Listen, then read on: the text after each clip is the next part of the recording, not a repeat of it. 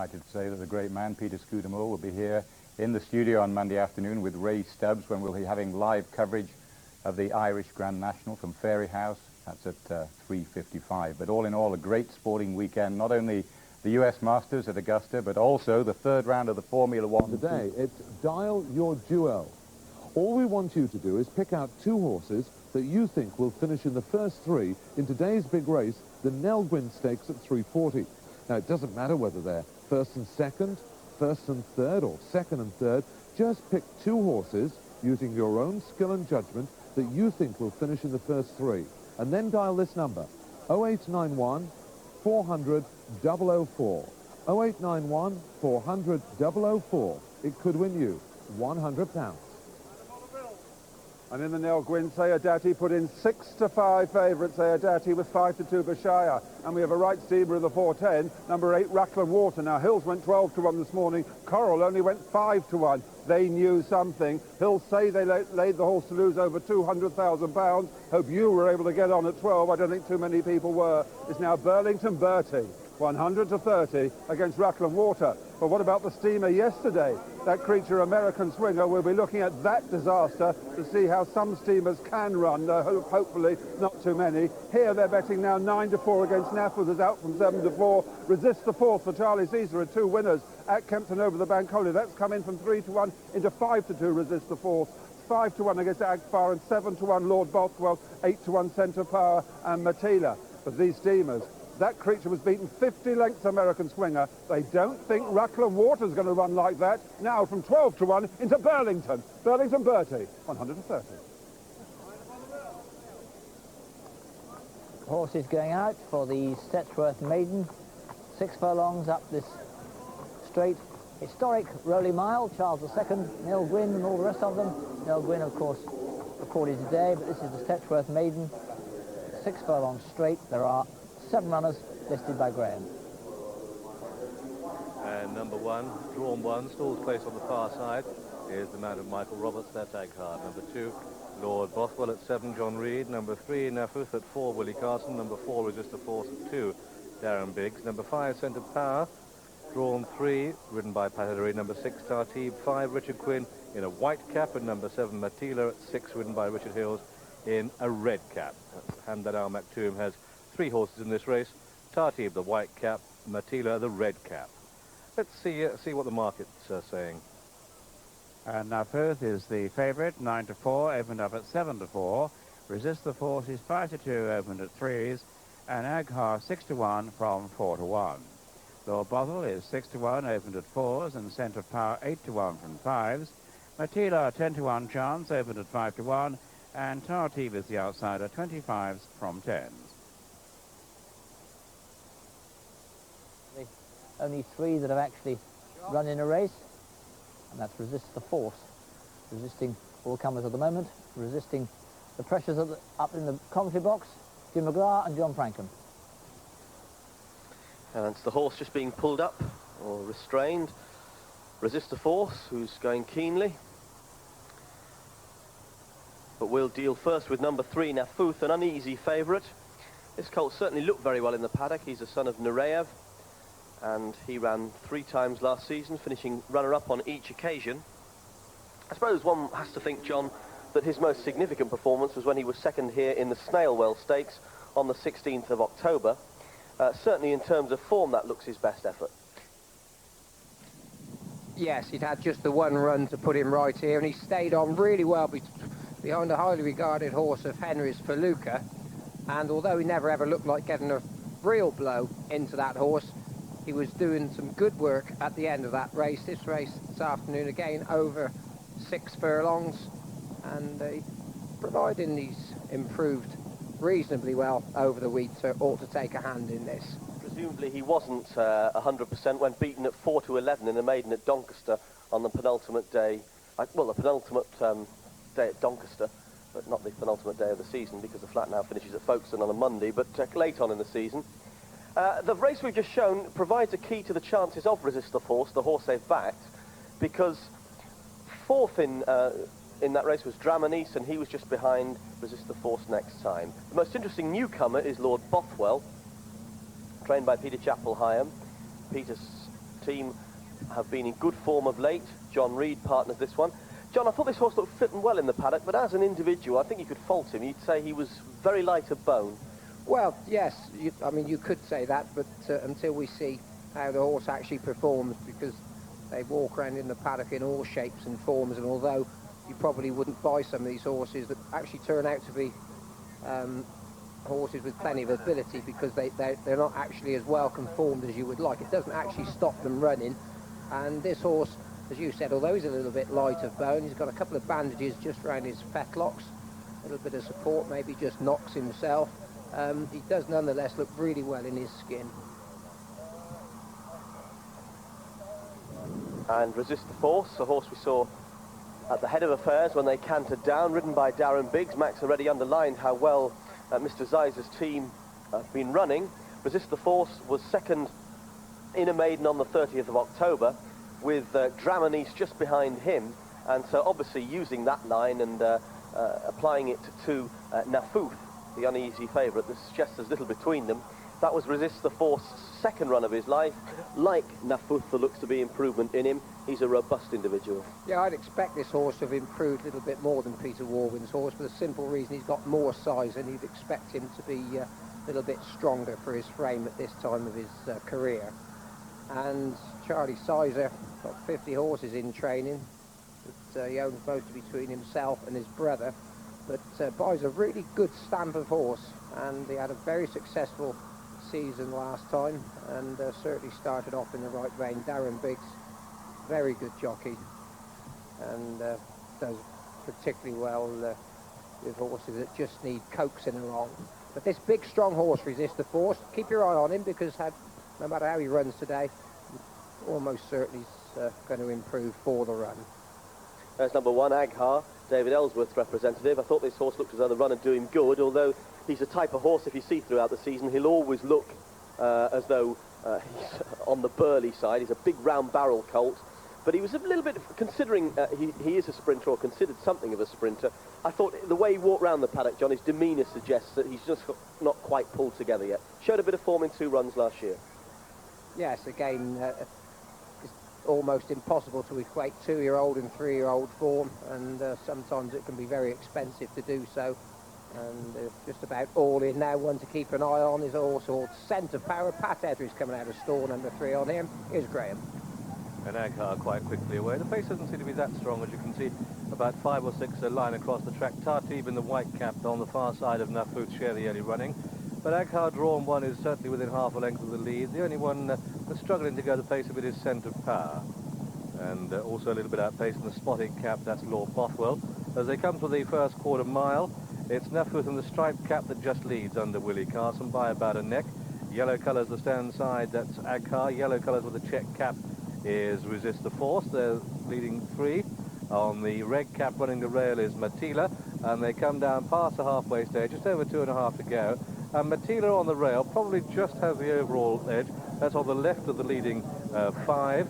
They've got 2 to race now. Matila with Resist the Force. It looks between these 2 now. Nafuth is back in 3rd under pressure. Aghar can't quicken. And Matila, edging down the centre of the track, just takes the initiative as they come inside the final furlong. She's wandering about a bit, but she's going clear now as they race up towards the line. Matila clear by 4 to 5. Resist the Force just tying up a bit inside the final furlong. Won't get place, but this goes to Matila. Matila is the winner. Aghar is second, with Nafuth in 3rd, Resist the Force in 4, and these 8 clear of the other 3. Field trail back to Scent of Power, who was the back marker. And so the result of this, the Stetchworth Maiden Stakes, it's a win for number 7, Matila, in the second colours of Hamdan Al Maktoum, the red cap. This one trained here at Newmarket, this daughter of Persian Bold, and ridden by Richard Hills. Second horse home, that's number 2, Aghar, the mare of Michael Roberts. Matila went off at 10 to 1, and the third horse home is number 3, Nafuth and Willie Carson. Well, this little girl, daughter of Persian Bold, she wandered about a bit inside the final furlong, but Richard Hill was more than obviously equal to the task. Straightened her up and then quickened inside the final furlong. She came away from a horse in Resist the Force who weakened in the last 100 yards or so, and so her turn of acceleration might have been a little bit more, or perhaps not as impressive as it looked. But let's have an opportunity of reviewing it now. Well, no wonder Richard Hills is beaming, because not only has he won easily, his mount has absolutely trumped the two other Hamdan Al Maktoum representatives in the race, and she went off at 10-1, this filly. The way she won suggests there was absolutely no fluke about it. She won 6 or 7 lengths in the style of a very useful filly.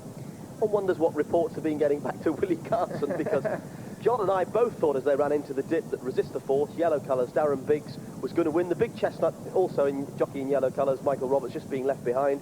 As this filly, Matila, really appreciates the rising ground, ran a little bit green into the dip, stretches away and wins easily with her ears pricked at the end. And Matilla, the only filly in the race, drifted in the betting from 5-1, returned 10-1 against Matilla. It did touch on one firm, actually laid 12-1 against her. The second, Aghar, was a 7-1 chance, and they sent the third, Nafuth, off, the 9-4 favourite for Matilla, a drifter in the market, but my goodness, she didn't win like a horse who was going to run a poor race. It's a well-bred filly, this, John. It's the first foal. The dam Pisco was a very fast sprinter, trained in Ireland, and of course Persian Bowler's had a lot of winners that many of our viewers will remember. Amarama last year, Kuyonga, of course, Persian Heights, Pennine Walk. Do you think she's a sort to go on? Well, I just like the way that she went about her job when they hit the rising ground, because we were sitting here thinking that Resist the Force was going to take a lot of beating, and in the end, I mean, she's come home 10, 12 lengths clear of anything else. I mean, it really was an impressive performance, and she took everything in her stride. She was out with the runners walking around the parade ring for the first race, and without a bother in the world for her first run on the race course. She looks like she's taken everything absolutely in her stride.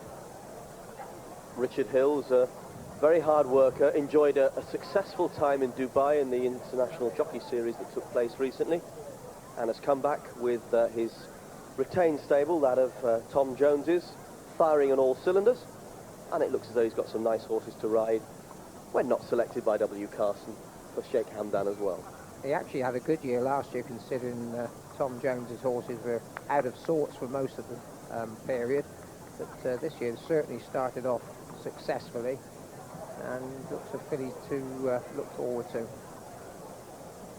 Quite interesting to compare the times later on, the time of this race with the Abanant Stakes, a listed race for established sprinters later on. Maybe the time will show that this is a useful filly, as her performance certainly made her do. Well, Gara won this last year for Henry Cecil, and she certainly went on to do herself justice in some decent races afterwards. It's quite interesting that the horses that chased her home, admittedly at a respectful distance, all had a bit of form, which suggests that one way or another they showed their ability to a certain extent. There's no way that you could say that they were useless, and she really did look in a different class. Robert Armstrong just chatting to one of Sheikh Hamdan's team.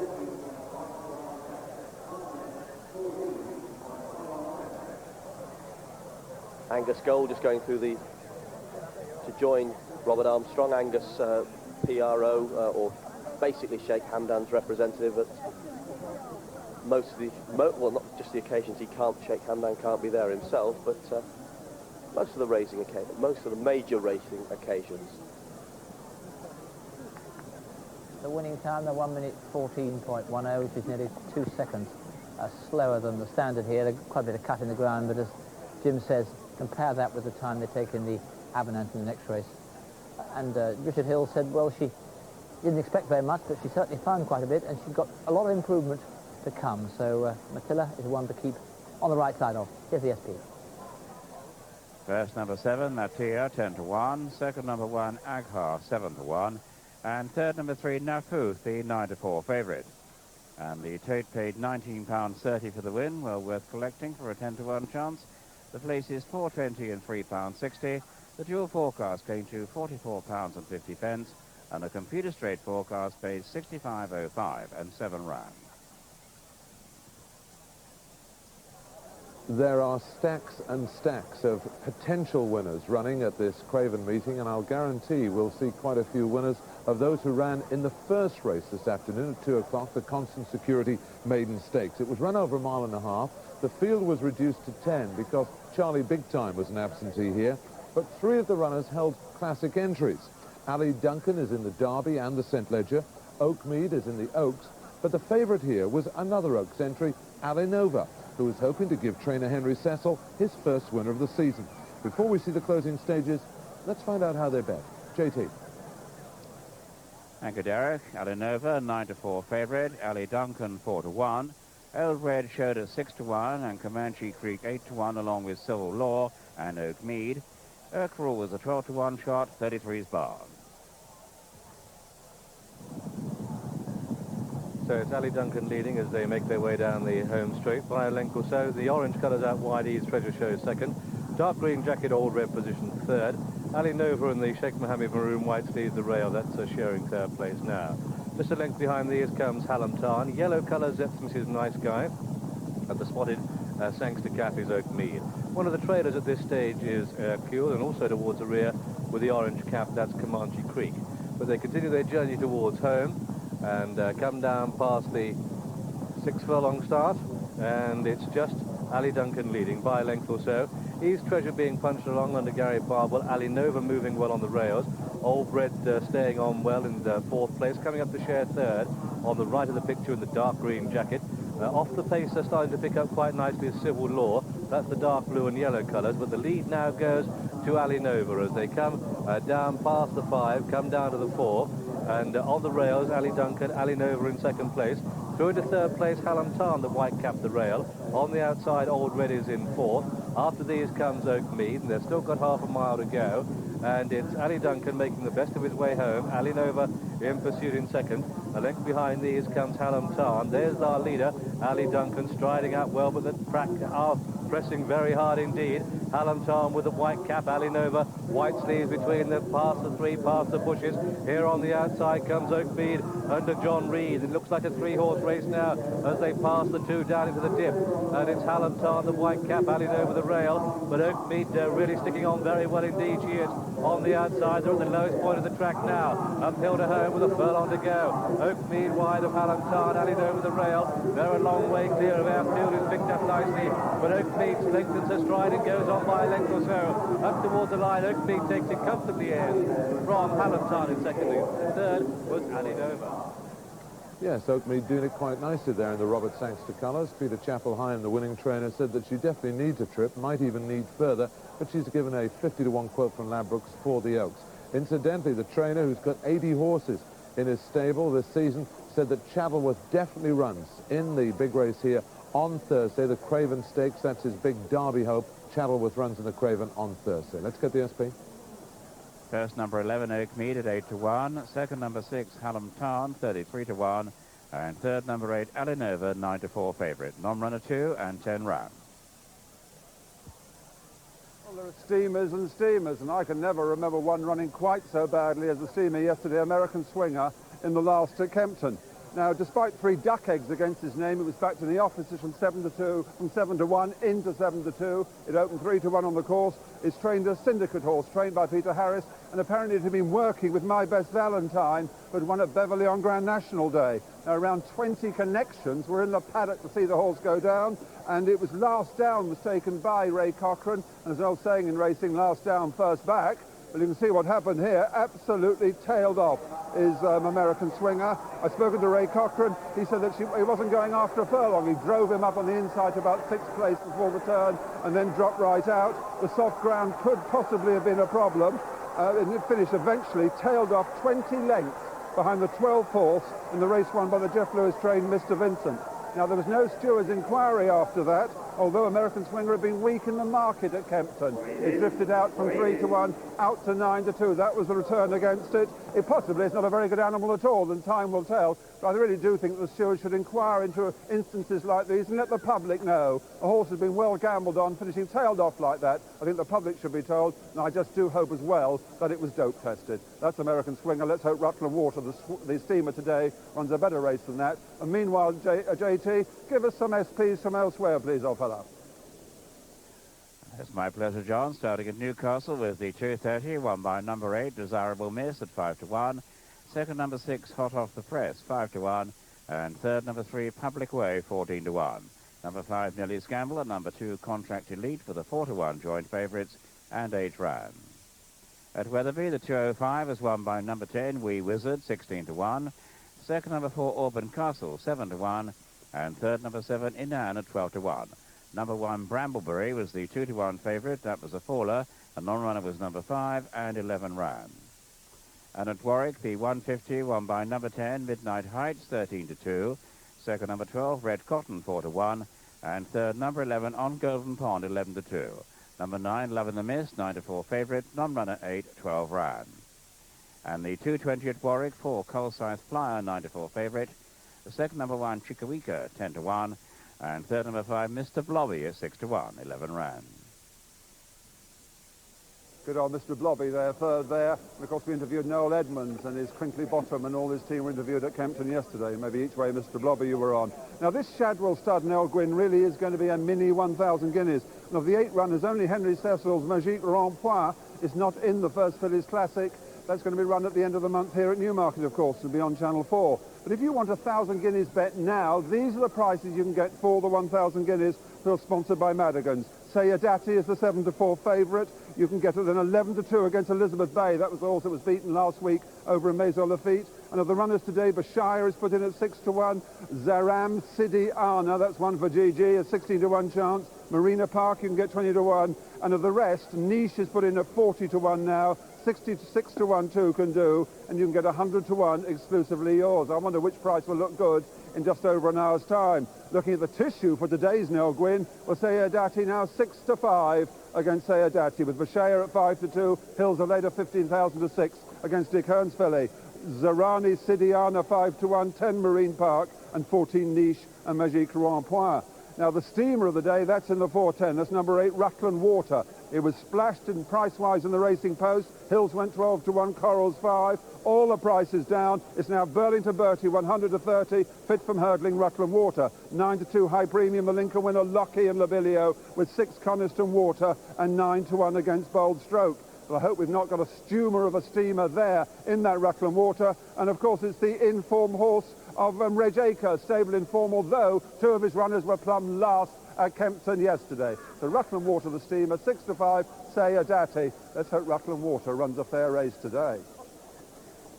Hopes are, of course, what racing's all about, but they don't always get fulfilled, and the wheel of circle can be very vicious at times. And Sparrow thought for David Ellsworth, because his stables had a horrible blow today, because Seattle Rhyme, who looked to be so promising when he won the Racing Post Trophy 2 years ago, had a very upsetting and bad year last year. Seattle Rhyme never got his act together, really, and he broke a foreleg on the gallops this morning. It had to be put down.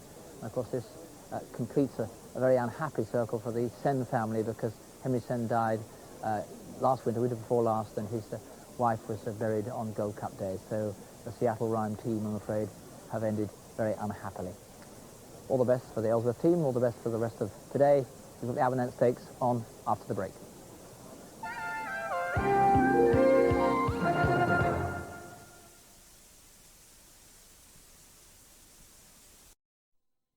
For him, headed the free handicap. He didn't last the pace for the last the distance in the 2,000 guineas. He then swept all before him in the sprints, won the July Cup, the Nonthorpe, the King's Stand. The next year he won everything but the King's Stand when he was giving away 2 stone in weight.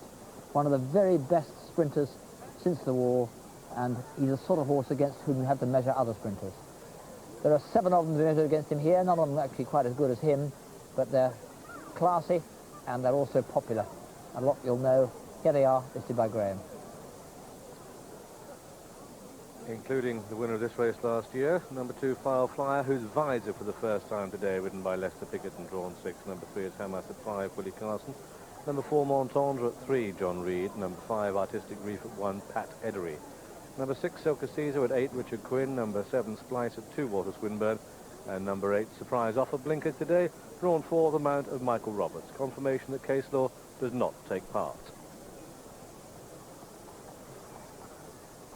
Montendre is the 7-2 favourite from 3-1. Hammer shows at 4s, and Silka Caesar 9-2.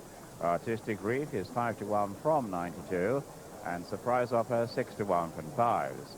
Foul Flyer another 6-1 chance, and Splice shows at 10.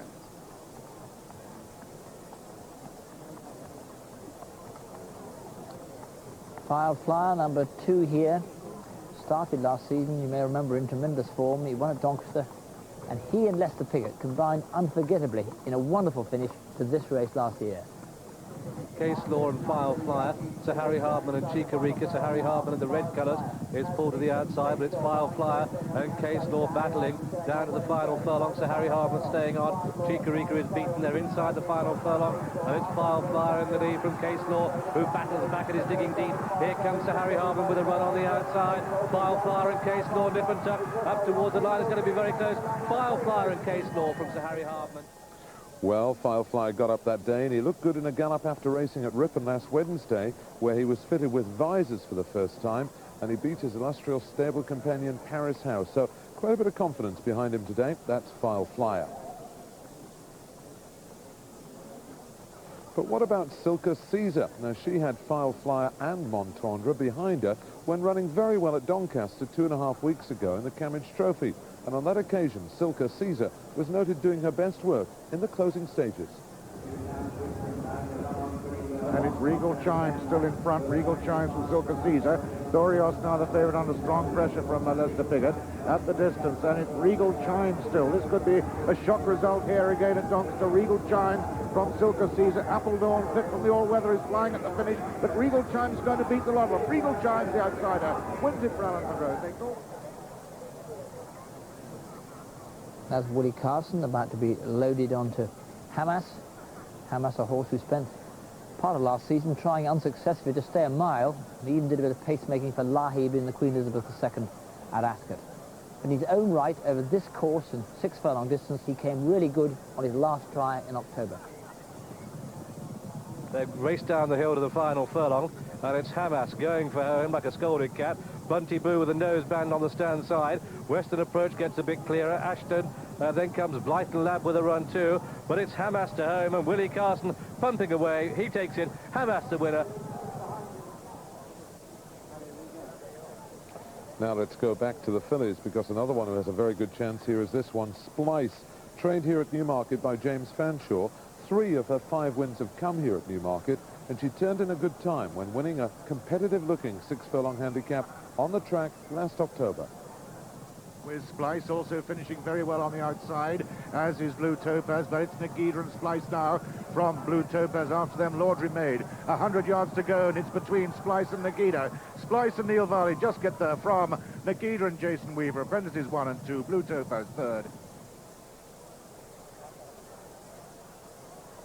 And here's how they bet. Monton 7-2, and Hammers has just gone to 5-1 from 9-2, opened up at 4s. Silka Caesar, another 5-1 chance, along with Artistic Reef. Surprise offer on 6s, File Flyer 13-2, and Splice is the outsider on 10-1, but it's a pretty close market for the Aberdeen Stakes.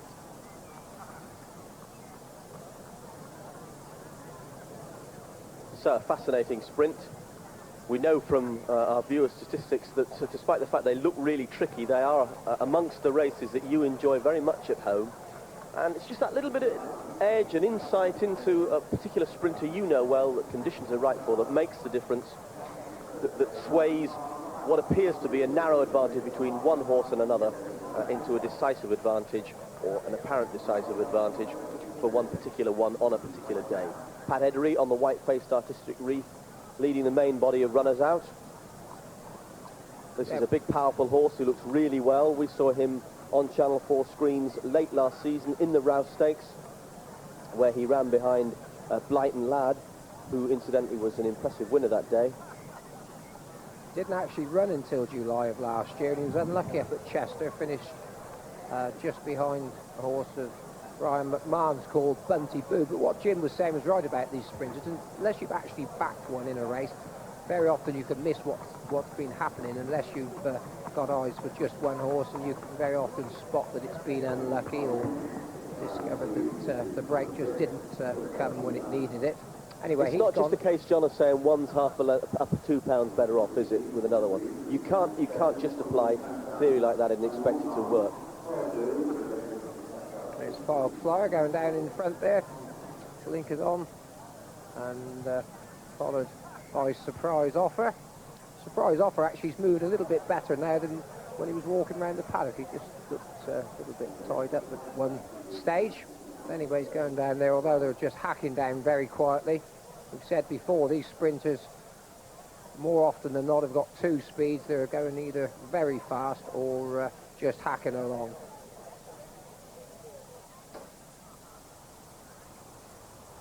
Silka Cisa, see ears pricked. She knows what's coming up. She's striding down with with some enthusiasm and reasonably fluently. Yeah, Mick Shannon's horses have been running incredibly well the start of this season, and she surpassed herself by running and finishing second to Regal Chimes, as we've just seen at Doncaster. She's a filly that, as you can see by the way she moves, she wouldn't be very good at all on softer ground. And although she... Why do you say that, John? Well, you can just see that she's very much a daisy cut. She's very fluent, hardly any knee action at all, and she actually looks much happier now she's on her way to post. She's just got herself a little bit het up in the paddock. Well, let's move back to Filed Flyer, who won the race last year. He's already at the start, and he seems to be reasonably relaxed considering that he's visored for the first time on the racecourse. Big, powerful horse, beautifully turned out by the Berry team. Just got a little bit warm behind the saddle. And Jo Berry's reasonably enthusiastic. She was talking to our team before racing, saying that the horse did work quite well in a visor the other day at Ripon. Well, he never gives anything away, but he still rides remarkably well, Lester Piggott. It's incredible when you think he's at an age where most people just want to put their feet in an armchair, that he still wants to compete against athletes. I was actually saying yesterday, I was watching him ride earlier in the week, and to me he's actually right back now to as good as he ever was. I just felt that even though he was riding winners because his timing it was something that had never been missing, but I just felt that from a fitness point of view, watching him the other day, then he was right back to his best. Well, a tough old horse is Montand, who's been round for several seasons. He's a gelding. He belongs to Mr. David Mort. David and Dorothy Mort, tremendously enthusiastic, really good supporters of racing, and the sort of owners that deserve a good animal. This fella's done them proud in the last 18 months or so. He was a little bit disappointing, I suppose you could argue, at Doncaster on his seasonal reappearance, but the ground was very firm there, and the rain we've had in the last week that's eased the ground at Newmarket and turned it into something of a carpet for these horses to race on should suit him much better. Yes, really no excuses for anything this afternoon. The ground absolutely perfect. Just making a nice print. It'll be interesting to see how the race unfolds, John, because File Flyer and Artistic Wreath, for example, are front runners. Montand, who we're looking at, usually come from behind. And Bruff earlier was talking about Hamas not staying a mile last year. That's, in many ways, shows the vagaries of racing and pedigrees in particular, because this particular horse, Hamas, is a half-brother to no less than a Goodwood Cup winner in Maxicano, and the Goodwood Cup is 2 miles 5 furlongs, yet Hamas is a sprinter. Yeah, he didn't actually run badly over a mile. It was just that he improved, or seemed to have improved, when reverted to sprinting distance. It might have been just the fact that he was improving at the end of his 3-year-old career. Whatever, this 6 furlongs will be well within his compass.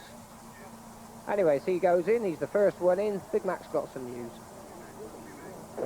Well, in 24 runnings of the Abernant, no filly has ever won it, but there is a move for Splice, number 7, from 10 to 1. They're now showing 7 to 1 against Splice, and the other filly, Silka Cisa, is out to 6 to 1. 7 favourites in the 24 runnings have won, only 1 in the last 13 years, and Montand is now out to 4 to 1. A support comes in for Hammers from 5 to 1 into 9 to 2. It's then 6 in places Artistic Reef, 6 to 1 Fire Flyer for Lester Piggott, and 6 to 1 Surprise Offer Douglas. And it's now 11 to 2 against Splice. 6 to 1 now, Splice. Splice a 6 to 1 chance, the horse who loves playing at home. This is the course for Splice. They're backing her today. Well, Splice is a filly that you've got to know if you come racing just on occasions, and you maybe see her once, twice a season. She's not one who fills the eye. She's wiry, leggy, and she often sweats. Even on a cold day, she turns side on for us in a minute. She'd be so convenient as to help us out. You'll see that on what's no more than a reasonable day weather-wise, she's got quite warm, but it's just a characteristic, and it's the way she always behaves. She'll be trying to get some black type for when she goes to Sud this afternoon. She's actually run in listed races before and run well without actually winning. Whether she's good enough and has improved enough, we'll know in the next minute or so. Well, we know we got 2 grandfathers riding in the race in Messrs Carson and Piggott. Some would say we've got a choir boy too in the shape of Walter Swinburne.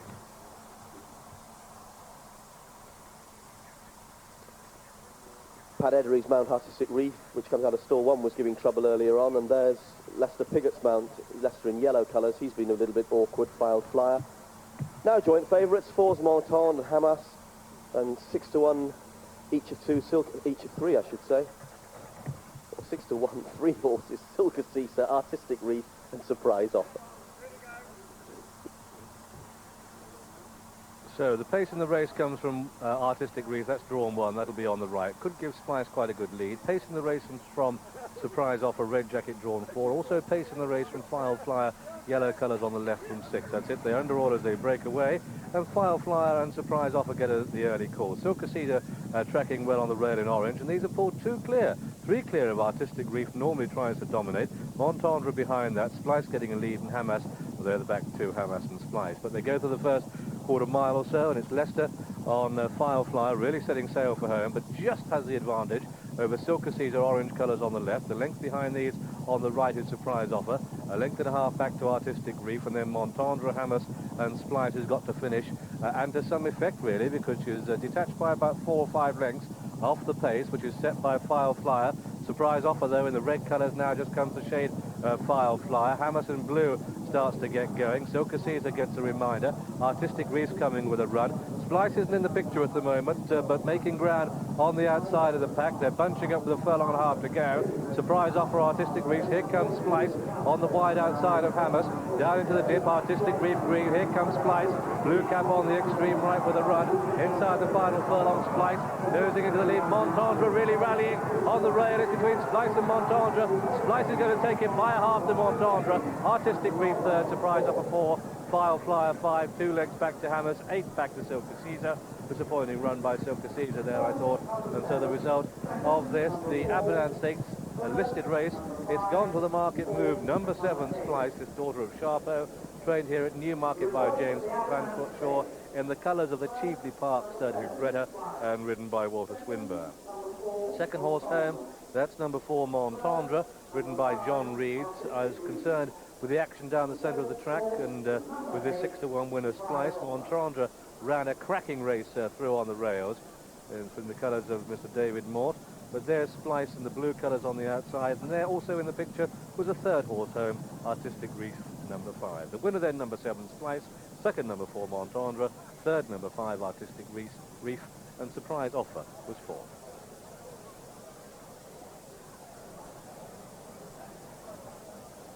Well, he might look like a choir boy, but he still rides like a demon despite another horrible fall during the winter. Good to see Walter Swinburne back in the big time with a listed success here on Splice, although coming down into the dip, John, we had a tremendous finish with virtually all of them with a chance. Yes, and as you said to me, as they left the stall, they've gone much too fast. The first 3 out, File Flyer and Silka Caesar and Surprise Offer, they were all but running away for the first furlong and a half, and it's the horses that have come from behind. Artistic Reef in the middle, Pat Eddery, the green colours. On the far side, Montendre coming on late with John Reed, but it's Walter Swinburne and Splice. She loves this course, loves galloping uphill, and she's earned a well-deserved black type for when she goes to stud. One with a little bit in hand, I'd say. And Splice is returned at 6 to 1, joint favourite of 4. I gave you the late market move, which was for Splice. 1 or 2 bookmakers laid 12 to 1 against her. She's returned at 6 to 1 Splice. The second, Montendre, the 4 to 1, joint favourite of 2 along with Hamas.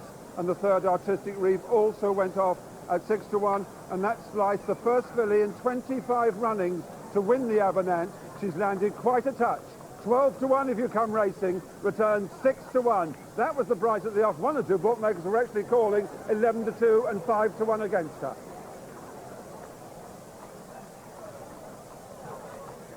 John, you had lots of falls as a jump jockey. Did you ever, Walter punctured a lung in a fall. Did you ever do anything like that? Only very early on in my career. It's a little bit of a fright if you puncture a lung, because obviously you have difficulty in breathing more from the fact that how long does it take to get your strength? Well, it just depends. I mean, the thing about broken ribs is that there's nothing they can do for it. They sometimes will bandage you up, but it's basically just a question of letting things heal up. But certainly hasn't affected Walter when you see Leicester going round at his age and still giving him a ride up the inner, and I'm sure Walter will be still doing likewise when he gets to the same stage of his career.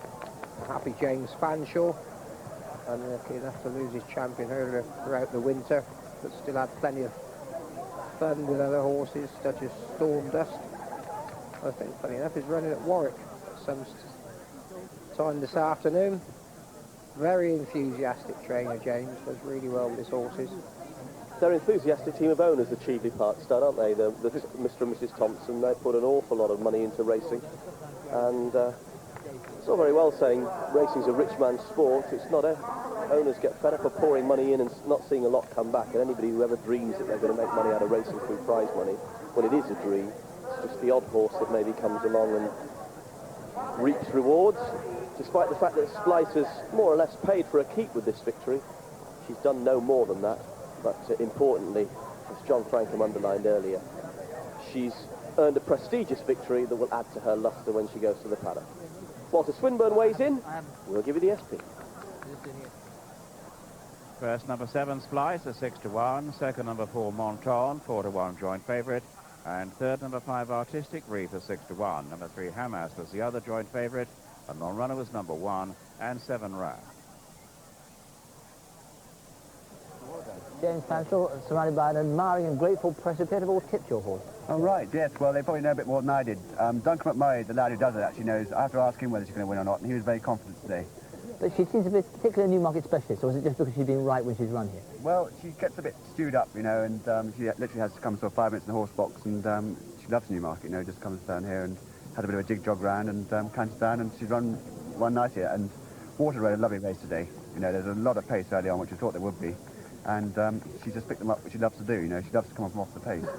Do you know Water from way back, because you were a distinguished point-to-point pilot before your neck got rearranged, wasn't it? How much do you talk tactics with someone like Walter? Well, you know, obviously leave it to him, but we just discussed about there being a lot of pace on today, and she'd actually held up, and the race turned out really well for her, you know. How much we're talking about Peter Scudamore stopping riding, how much do you actually miss the riding part of it, James? Probably not in the slightest. I enjoy riding. I was always very windy when I was riding, you know. It's great when they were winning and stuff, but when you used to be on one that used to go a bit low, I used to be very frightened, you know, and hung onto my neck strap very tightly, you know. I used to do a fair bit of schooling with Peter, but he used to be always on the deck when we schooled together and didn't like schooling with me at all. He thought I was a liability, I think. Terrible to say. What about the training game? Everyone's been saying how difficult it's been. You've battled through it. How optimistic are you now that the VAT thing's better? Do you think there are signs of the great green shoots of recovery? Well, I think, you know, a lot of people have done a lot of very hard work. You know, Lord Hartington and a lot of MPs, our local MP, Mr. Spring, has been working very hard, and obviously people in the Treasury have been putting a lot of effort in, and the VAT has got to be a big help, especially to a stud like Cheveley Park. You know, they're sort of 17%, half % off better, you know. It's got to be a lot better, you know. And I think last year's increase in the levy has got to be a big help as well, you know. I'm not sure the exact figure, but a big increase in prize money. And there seems to be a lot more valuable races around this year. And do you find that owners are taking advantage of that, or is the phone ringing? Well, I've still got a couple of empty boxes if anyone wants to apply, you know. The number is in the book. Oh, thanks so much. James, thank you very much. Thanks, Ralph. Thank you. Thanks. Newcastle, 3 o'clock. First, number 6, Queen of Corn, 10-1. Second, number 3, Millbank Challenger, 11-1. And third, number 4, Petty Pete, 7-4 favourite, 6 round. Weatherby, the 240, won by number 9, Shelton Navy at 8-1. Second, number 2, Euron the 5th, 11-2 co-favourite. And third, number 8, Ridwan, 16-1, 12 round. The 250 at Warwick, won by number 1, Trentissimo, 6-4 favourite. Second, number 2, Dr. J at 4-1. And third, number 4, Always Bailey, 7-4. Non-runners, numbers 5, 6 and 7, and 5 round. And at Chepstow, the 245 is won by number 1, Tudor de Samba, even money favourite. Second, number 5, Tinrandoon, 3-1. And third, number 7, Brenda Hunt, 7-1, 8 round. And the Newmarket 305 tote returns. The winner, number 7, Splice, paid £7.50 for the win. The place is £2.90 and £2.30. The dual forecast came to £17.10, and the computer straight forecast paid £26.95.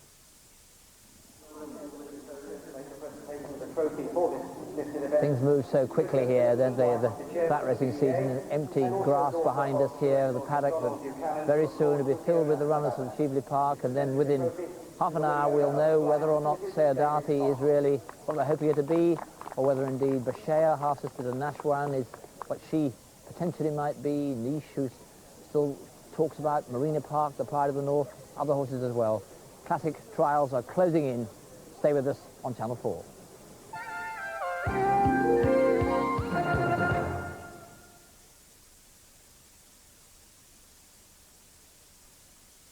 Don't tie yourself up in knots, because here's the best invention since the plastic bag. Super Seal. Now you can zip up any plastic bag as easily as this. Super Seal's special microthermal technology seals just about any plastic bag quickly and easily. Just slide Super Seal along the open edge of the bag and it's sealed airtight and watertight. Why leave open bags in your fridge or freezer to spill and spoil food? With Super Seal, just take what you need and seal the rest. Keep chips crisp, cereals crunchy, and keep your frozen vegetables from getting freezer burn. Store soups or stews in a bag without leaks and dribbles. Keep your seeds or spices tangy and fresh. No more eye-watering odours in your cupboard. Seal in that just-baked freshness of bread rolls. Better still, seal in those awful rubbish odours for a fresher-smelling kitchen. But Super Seal is much more than a handy kitchen tool, because Super Seal is cordless electric. You can take it anywhere. Keep compost fresh and moist in the bag. Keep cosmetics and toiletries sealed in your suitcase. Keep summer clothes safe from the moths in winter. Don't suffer that nappy smell on long car trips. It'll even protect your valuable documents. Take Super Seal camping, fishing, even hiking. The ants don't stand a chance. This incredible Super Seal can now be yours for only $19.99. Plus, a 100% no questions asked money-back guarantee.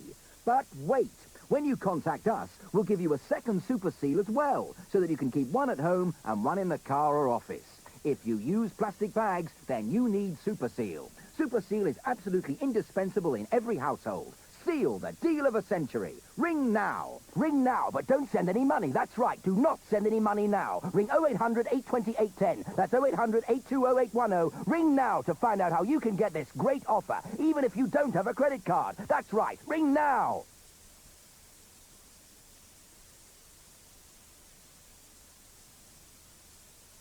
I recall Don Williams is just one of 20 stars on Country Love. Honey, I miss you. Country Love is a classic new album of 20 legendary hits from legendary artists. Did you ever know? An album of love and affection, Country Love, featuring Dolly Parton and I Will Always Love You. Country Love, songs that stay with you forever. I was thinking, Well, stick to pumping. no, but Ed, I'd love to go to the cinema tonight. The thrills, the spectacle, the romance. The queue in the rain. We could phone, put the tickets on Access. Oh, right, but something intellectual. The thing with two brains. My cousin's in that. Which one? Both. Access. What your head requires. For your heart's desires. The thing with two brains too? Seen it. Oh, Tony, that might be worth a little replay. Cracking idea, Ralph. Oh, yes, there she is! Is this little madam going to pop that balloon? This could be another classic example of the hit of Real Oranges. It's just got great, Tony! It's Tango exploding on its taste buds! Yes, Ralph, what a shocker. Oh, there she goes again! She's done a tremendous job. Smashing. You know when you've been tangoed.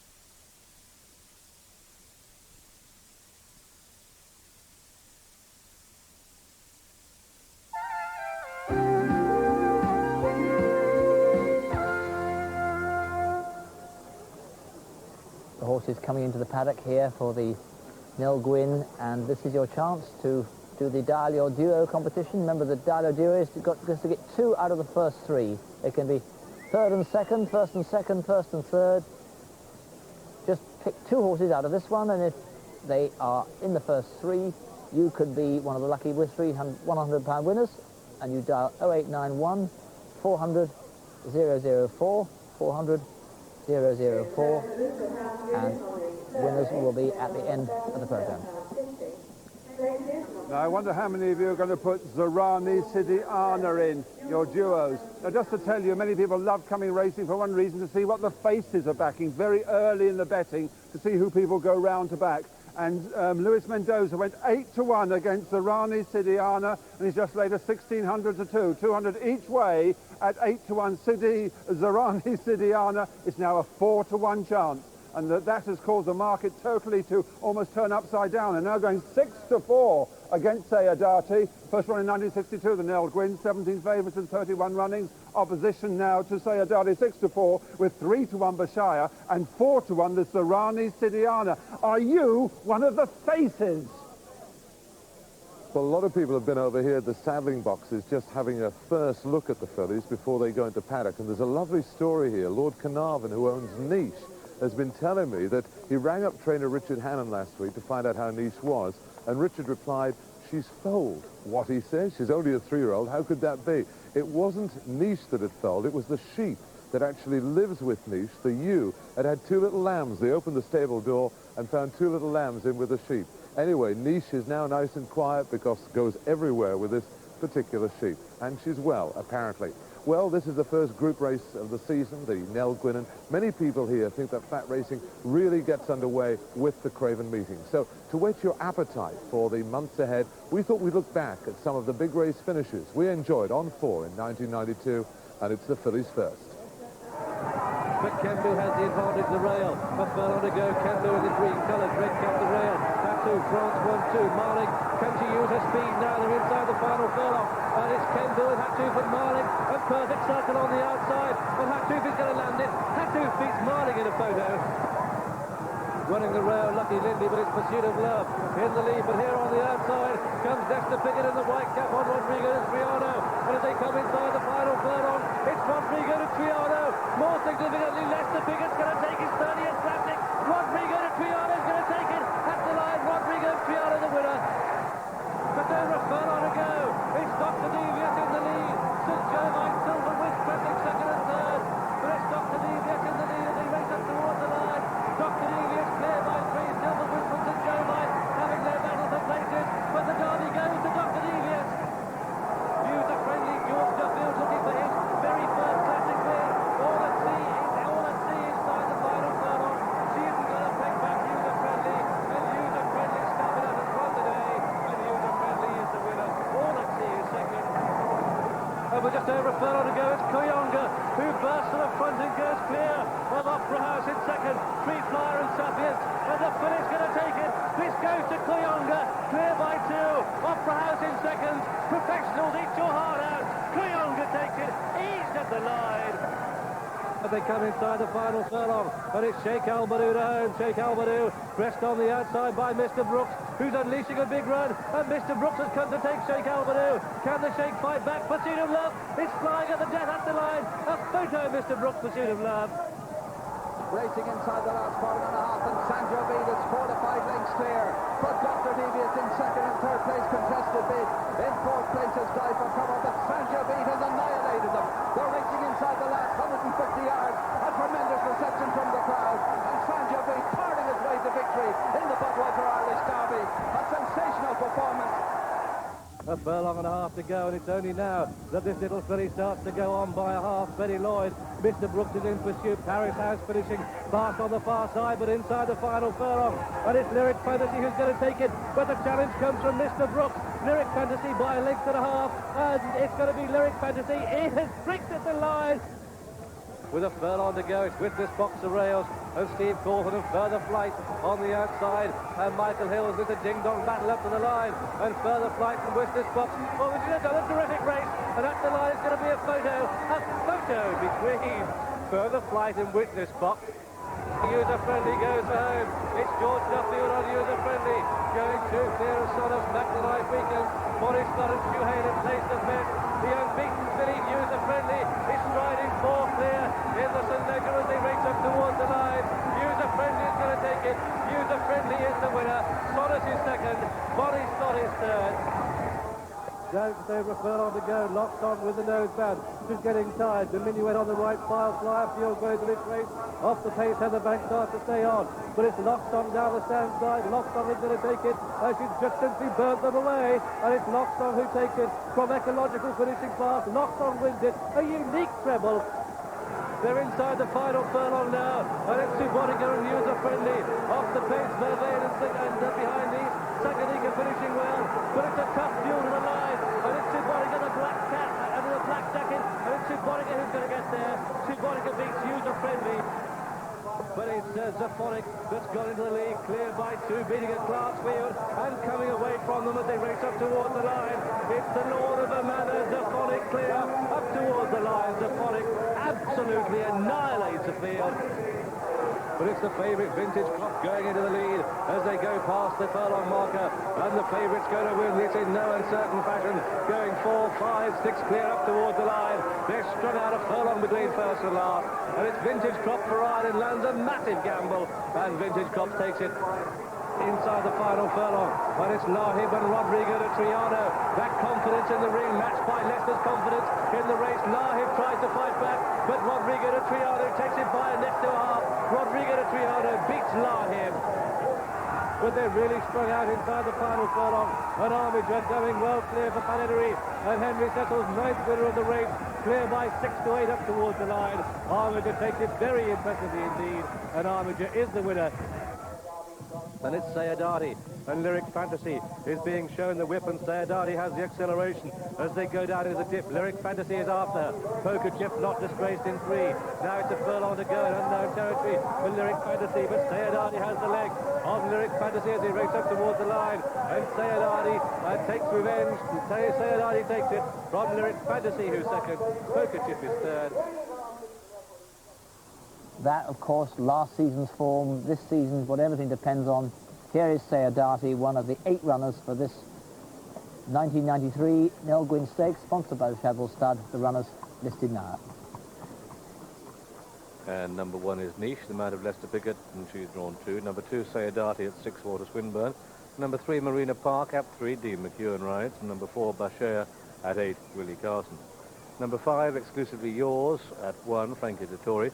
Number 6, Magique One Point, at 5, Willie Ryan. Number 7, Two Can Do, at 4, Ray Cochrane. And number 8, Zarani Sidi Anna, at 7, the Mount of Bruce Raymond.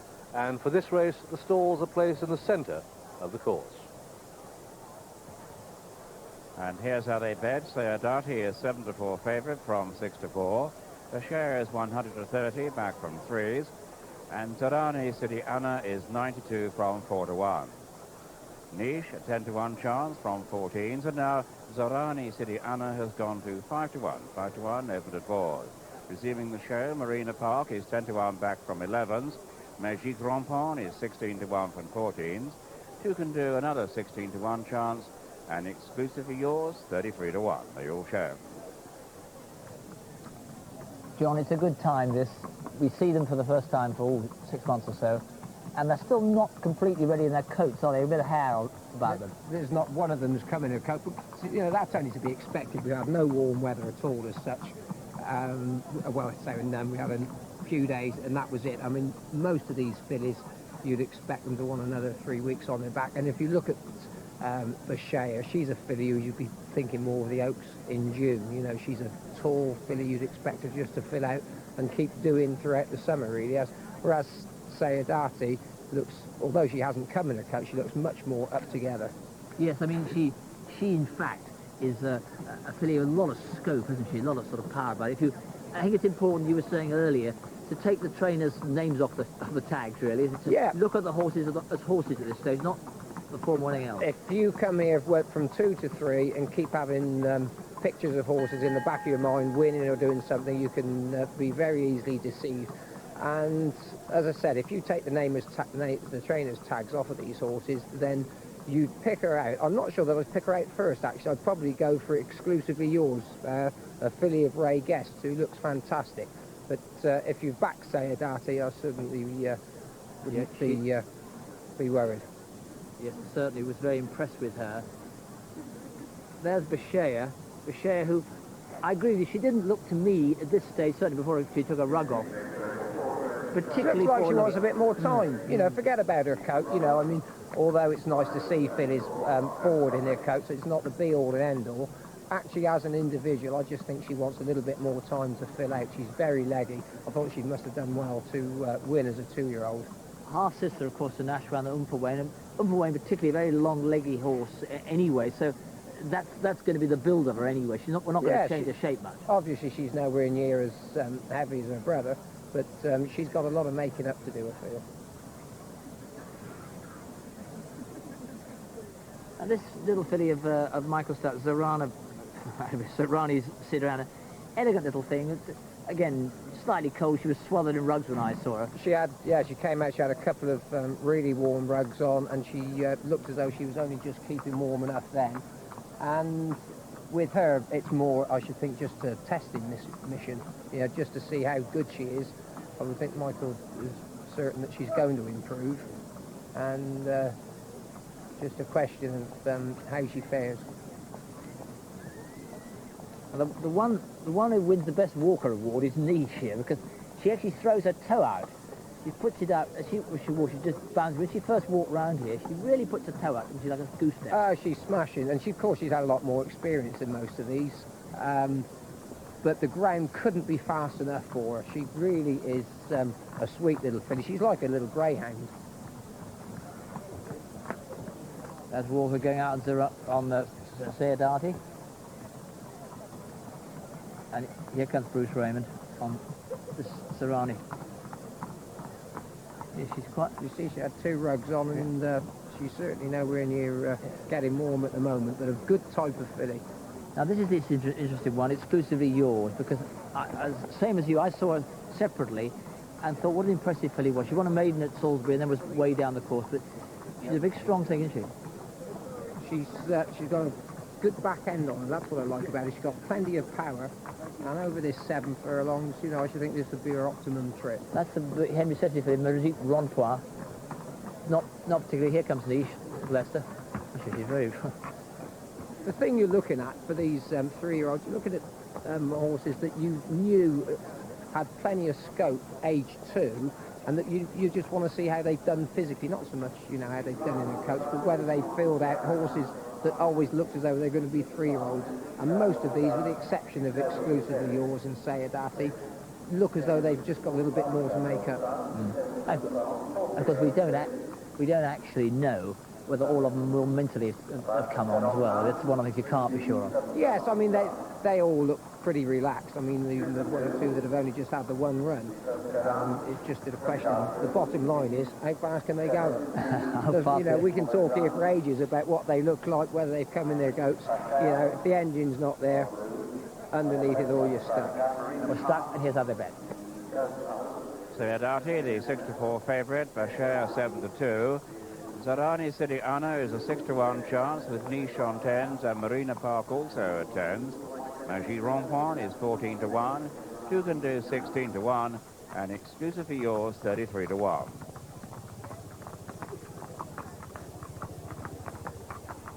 So the last couple go down, and the 6 Magie Rompon, tracked by Niche. Leicester, I think, will be pretty keen to get that one anchored against the rail. There's Sayadati, going fluently, ears pricked. She's certainly seemed on good terms with herself.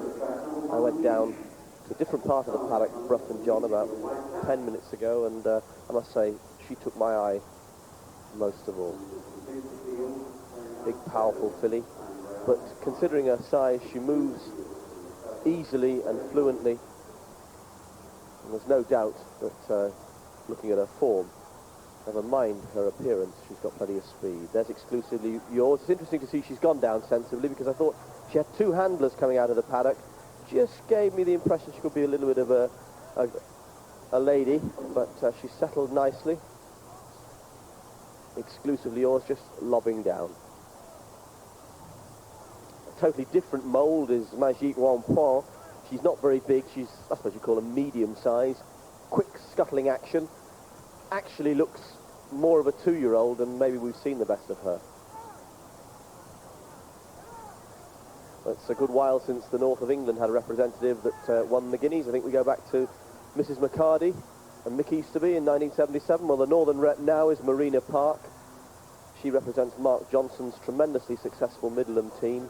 Dean McEwen taking the ride in the yellow colours with light green epaulets, the colours of Greenland Park Limited.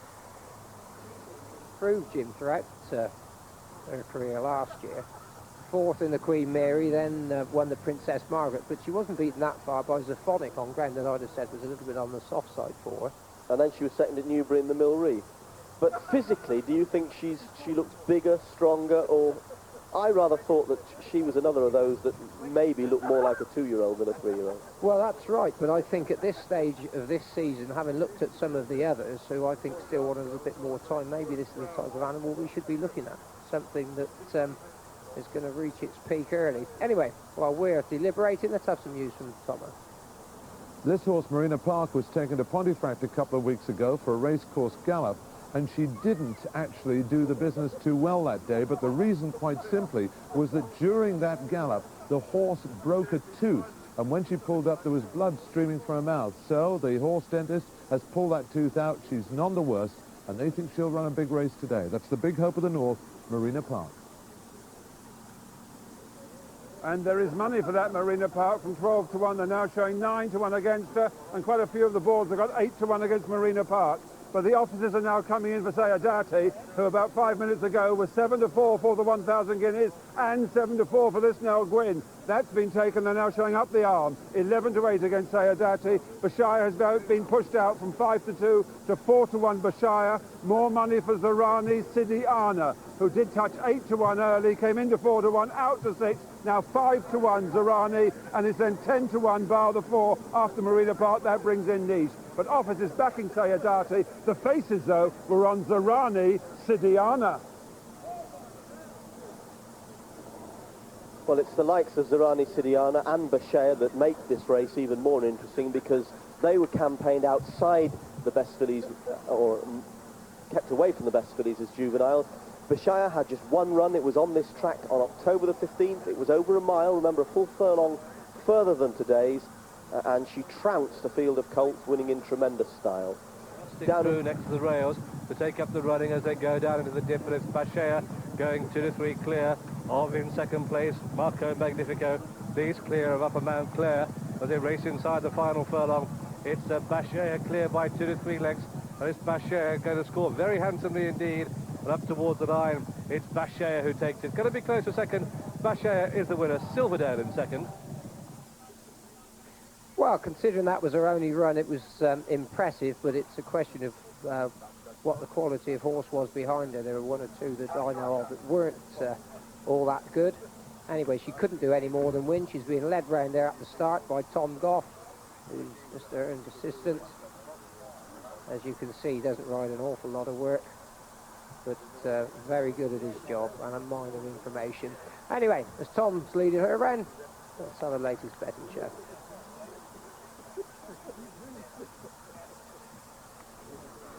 Sayadati now 11 to 8, Bashaya 4 to 1, Zarani City Anna 5 to 1, and Marina Park on 10s, and now Zarani City Anna has gone to 11 to 2.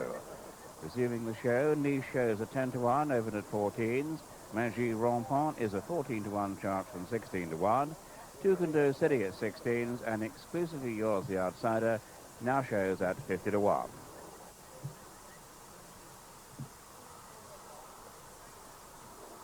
As Niche, easy to pick out.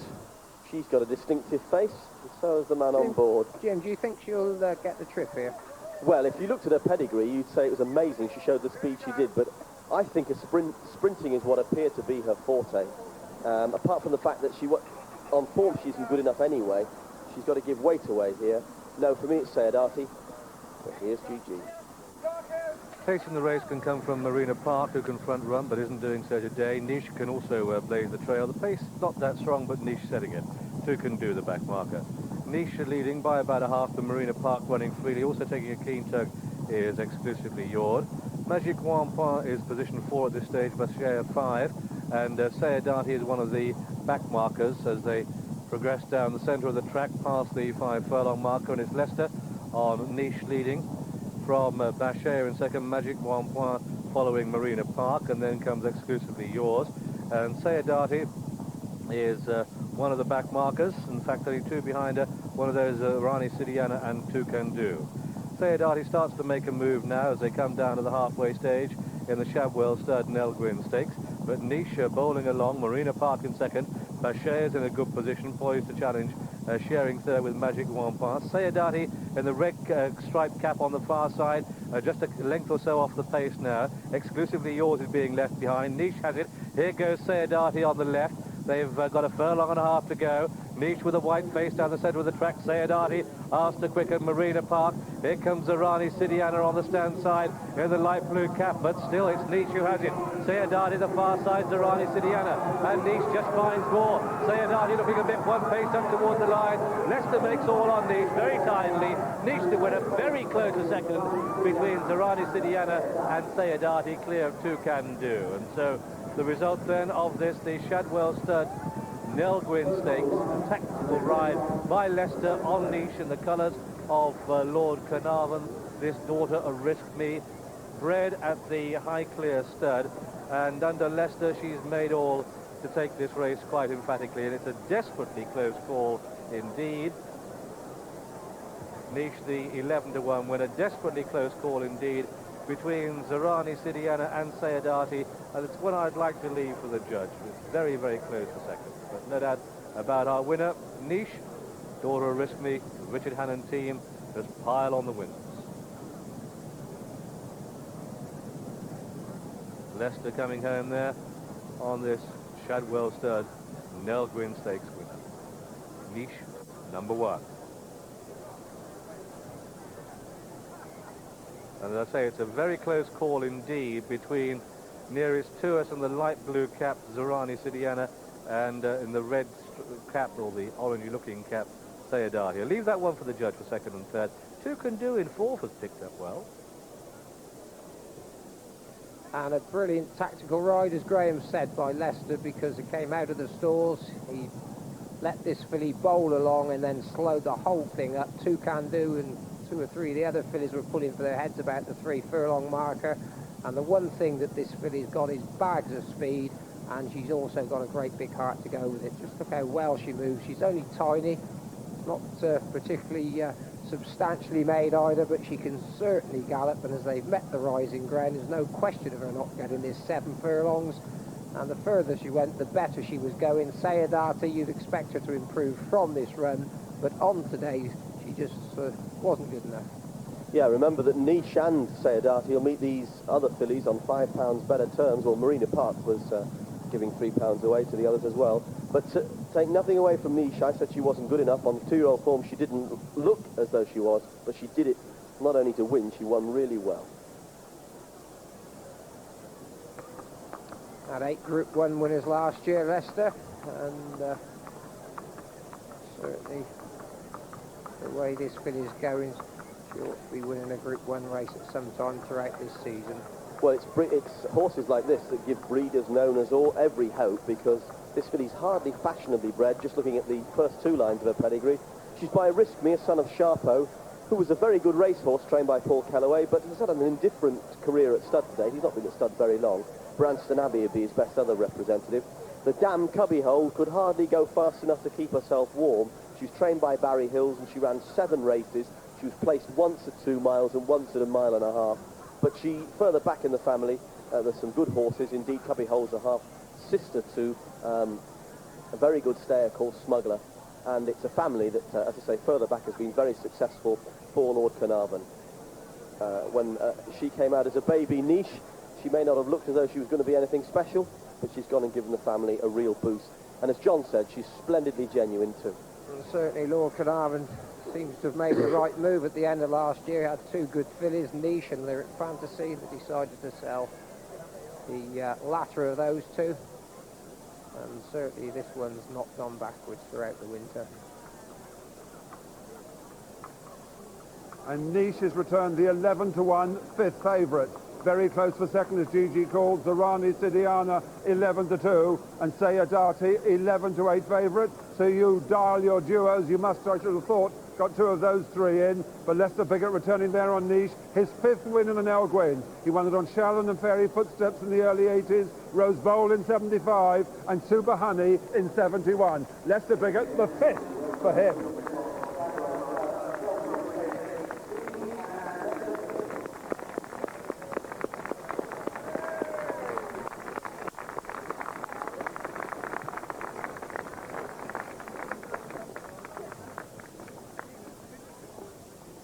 Very often you see a trainer clapping his own horse in, or probably more likely clapping the jockey.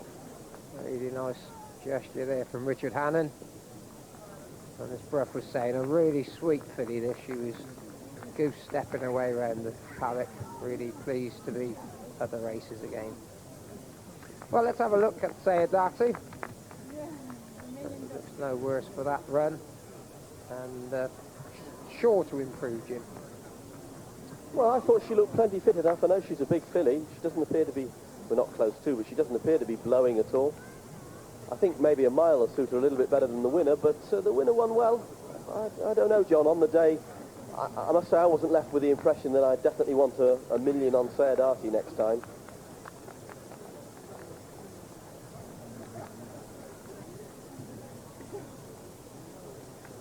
Carolyn Warren has just given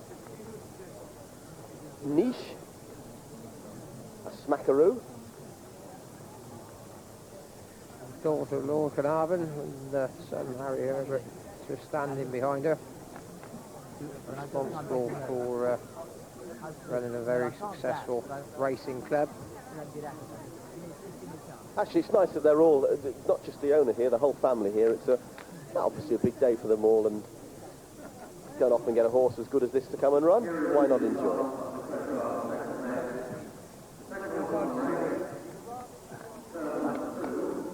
We have a proud owner, proud breeder here, Lord Carnarvon. Congratulations. Very exciting. And you tell us before, she's had strange fellow inhabitants of her box, is that right? Yes, well, she always gets a bit nervous, so we thought of the idea of having a ewe in with her, which Jack Clayton used to do quite often, and when I at Bedford House with good horses, and we put a ewe in with her. And Lester rang me up in London the other day, said, about your filly, she's foaled. And not Richard Hannon said, your filly's foaled. I said, what do you mean? He said, I meant the sheep with her. She's foaled. Then at last he got it right, said she's lambed. And they've been great pals ever since. And the lambs have survived her stepping on them. Well, I'm afraid the lambs were premature, so they've died. But the sheep's with her today at Newmarket. At Newmarket? Yeah, well, she's here in the box. And you kept her and sold Lyric Fantasy, and some people thought, well, you were doing the wrong thing, but you certainly weren't, it turns out. Well, I know Timeform didn't rate Niche very high, but we did. When she beat Silver Wizard at Ascot, she knew she was very good. And she won the Lather very, very easily. And 5 furlongs was too sharp for her at Doncaster. So we then turned her out at Hagter and got her ready for this race, which I won with her grandmother, Hiding Place. And Lester rode her too. Really? So it does stretch down to the generation. Well, Lester came down last week to Eversley. I got him to come down. He rode this filly. He enjoyed himself very much. I think he rode 6 bits of work in 3/4 of an hour, or something like that. Very fit, did he? What did he say? I saw he had one of those great post-race conferences in Martin. What did he say then? Well, he said, I thought Sarah Darty was going to come and beat me, and then she pulled out, went right away. Said you think she'll stay a mile? The harder the ground, firmer the ground, the better for her. She's wonderful action, loves the top of the ground.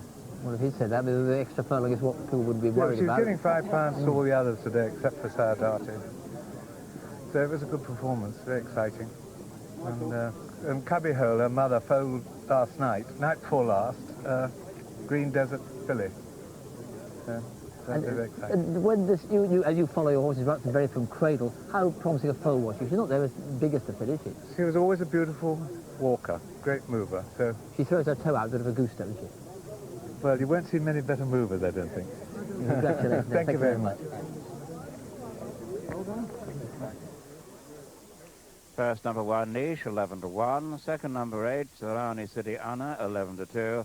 And third number 2, Sayadati, 11-8 favourite. The tote paid 11.30 for the win. The places 290, 220 and 120. The dual forecast 33.90 and the CS came to £60.53, an 8 run. That's, we're just talking to Lord Carnarvon, said you rode this filly's grandmother or something to win the race, is that right? Yeah, I believe so, yeah. And Lester, it was one of those races that, looking back on, people are going to say, oh, well, you slowed it down in front, but were you going away at the end, or had you just run them out? Well, I thought I was just going away a bit at the end, because the favourite got to within half a length of me, and I won by a length and a half, you know. Because people were thinking beforehand that really 7 furlongs would be as far as this filly would get, but what about another furlong? I actually seemed to get it reasonably well, you know, last year it was just a little thing in that, you know, but when she ran over 6, she got it well last year. The Yorkshire finished good, you know, so there's no reason why she shouldn't get tomorrow. You've seen many of these years come and go. Say a Darty, she'd come into the race, everyone says she is the business. Could you see any excuses for her today? Well, not really, no. I mean, it is the way, it's the lovely thing about a new year's a new year's. It sets out, that's what we've seen. Yeah, you know, the guineas look very open, really, you know, and it did beforehand, you know, but nobody really knows. But we're all looking. It looks like you've found one, yet again, so thank you very much. Thank you. Lord Carnarvon.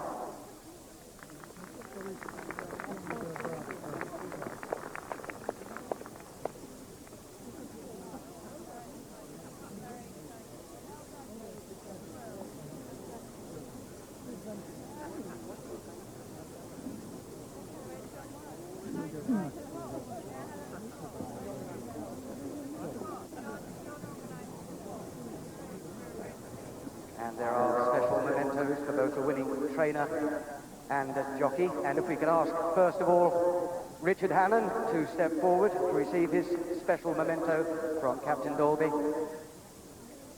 Where are you, Richard?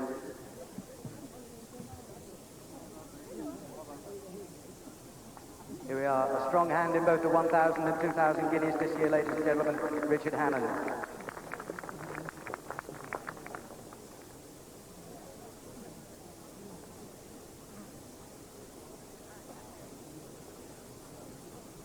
And we're delighted to welcome back into the winners' enclosure at our first meeting here at Newmarket in 1993, the winning jockey, Lester Piggott.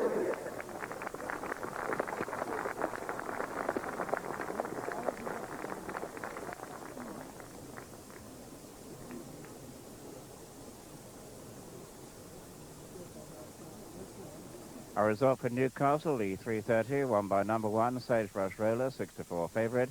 Second, number 2, Platonic, 4-1. And third, number 3, Sonderize at 5-1, 6 rounds. Weatherby, the 3:15. First, number 2, Last of the Bunch, 4-1. Second, number 6, Simple Pleasure, 7-1. And third, number 3, Icarus, again 7-1. Number 4, Strong Approach, was the 3-1 favourite. That was a faller, non-runner 7 and 7 rounds. At Warwick, the 3:20 was won by number 5, Canyaz, 33-1. Second, number 7, Waterlord, 4-1. And third, number 9, Grogfrin, 7-1. Number 12, Sophisticated Air, was the 13-8 favourite and 13 rounds. And at Chepstow, the 3:15 was won by number 3, Champagne Lad, at 4-1. Second, number 1, Wide Boy, 5-1. And third, number 5, The Green Stuff, at 9-1. Number 2, Kentish Piper, was 15-8 favourite and 6 rounds.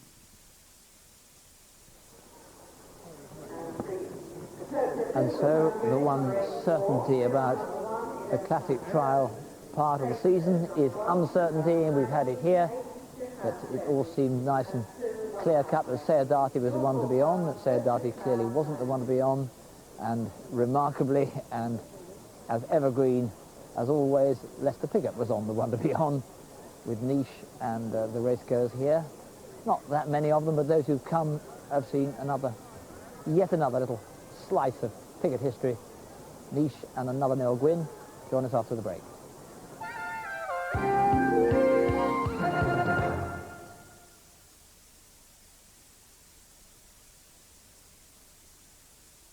The discomfort, the misery, the burn of acid indigestion. Rennie works fast.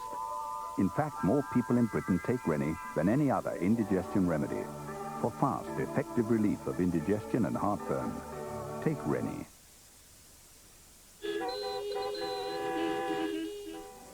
Churchill could save you money on your car insurance. Call one of our people now and see how much you could save. You'll be surprised. Call Churchill free on 0800 200 300 for an instant quote, even instant cover. Right? That's right. Free on 0800 200 300. Call Churchill now and see how much you could save. Free on 0800 200 300.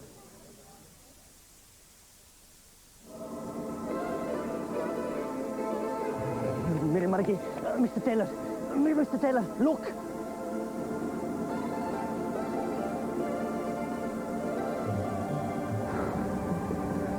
You wouldn't think they could get this into there, would you? Well, they do. Time after time. Guinness Draft Bitter. Far and away a better bitter.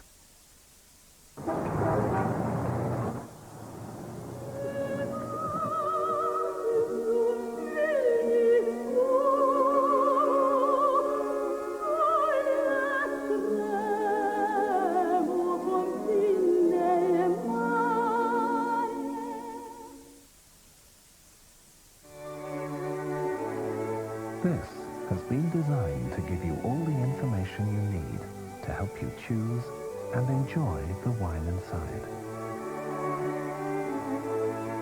And so has this. Thresher Wine Shops. We'll help you get more out of a bottle of wine. This is an appeal from the NSPCC to ask if you can make a donation now to help save a child's life. When we found Paul and Billy, they were frightened and alone. Abandoned by their mother in a freezing flat, the only food they had to share was a slice of bread. Because we found them in time, Paul and Billy are safe now. But thousands more children are beaten, abused, and cruelly neglected.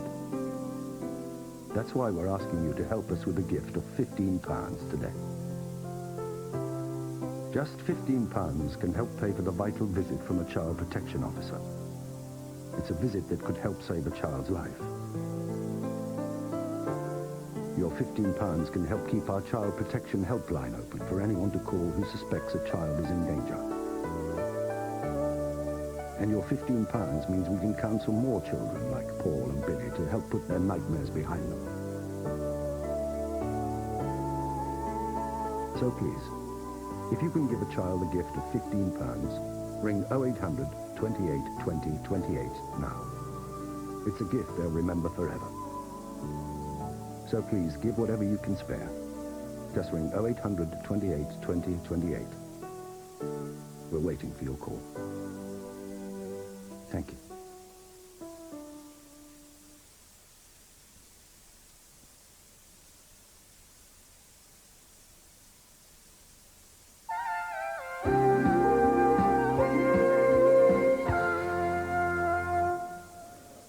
The jockeys now filing out for the 410, the Ladbroke Handicap, over 1.25 miles. Good competitive race in prospect here. But before we look ahead, let's look back at some of the stories out of the Nell Gwynne. I can tell you the first 4 home will take each other on again in the Madigan's 1,000 guineas 2 weeks on Thursday. You've heard all about the winner Niche, but what about the runner-up, Zarini City Anna? Michael Stout expressed himself well pleased. That was only a second ever run.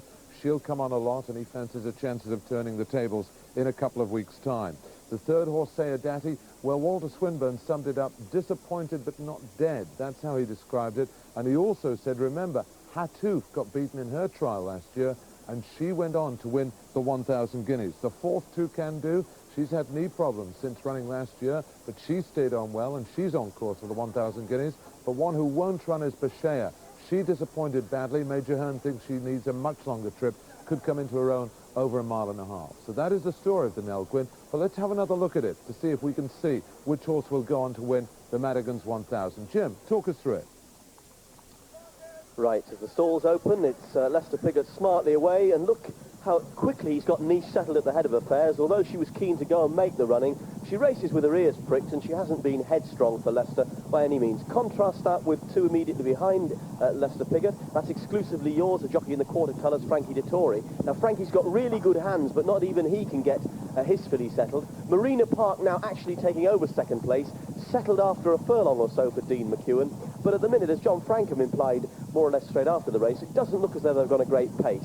If you're wondering how we can tell that at home, well, when you see horses' heads pulling like that after they've gone a couple of furlongs, as you can here as we go back to the side-on view, it's often indicative of the fact that, apart from the leader, the others aren't really going as quickly as maybe their jockeys would like.